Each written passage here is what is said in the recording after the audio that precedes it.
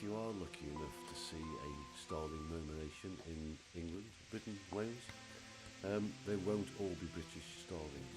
In winter we get a lot of extra starlings coming in from Europe, Scandinavia, Holland, Germany. So the birds that you see in a murmuration could have come from anywhere in Europe. And as the weather warms up, they disappear back south. So, reedbeds, starlings, scrub control. How does this pile of scrub relate to that wonderful murmuration of starlings you just saw? Well, starlings prefer to feed in reedbeds. They'll roost anywhere they feel safe. Reedbed, woodland, heathland, anywhere where they can see predators coming from a mile off.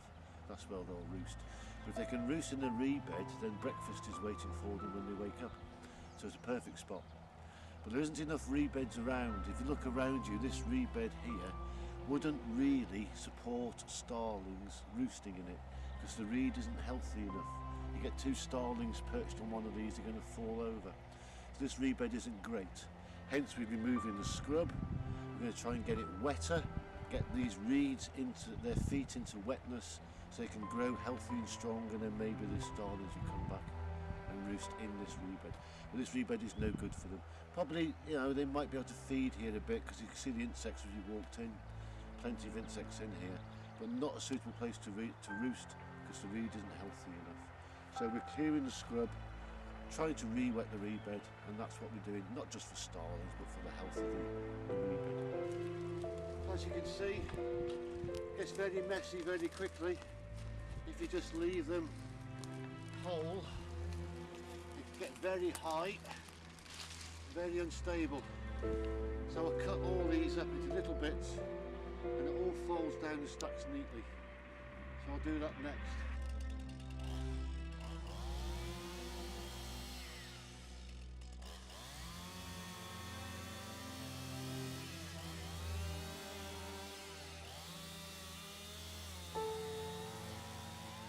But the plan was that this wouldn't grow back, and it provides a home for otters.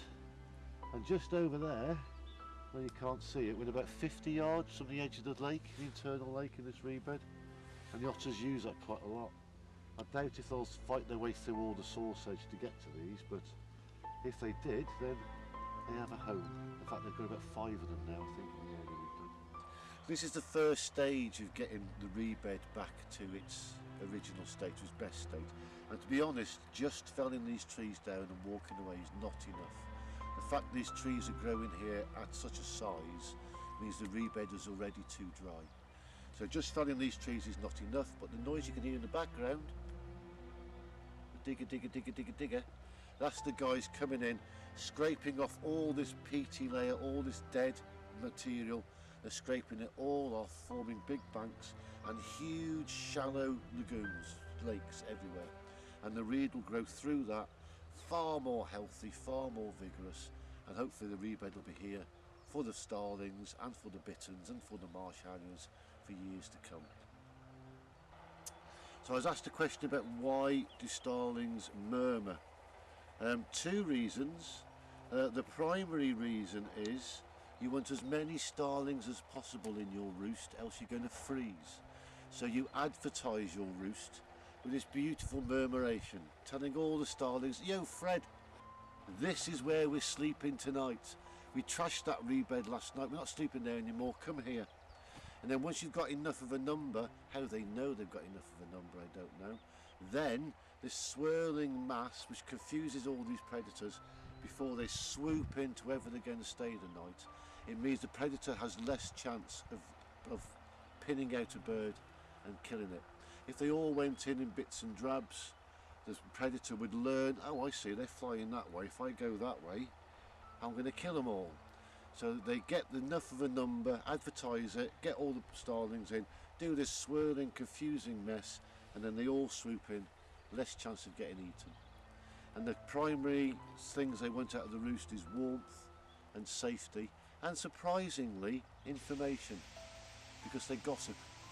The ravens roost down in Newborough Wood, and they do the same thing. They'll tell each other, well, I found a great food source over there, you come with me tomorrow morning and we'll go and have breakfast together. So it's a social gathering as well. So the murmur is to advertise, please, I want as many starlings as possible here in my roost, and is to confuse predators when they all go down to sleep. And they roost for warmth and safety and information. There you go, starlings.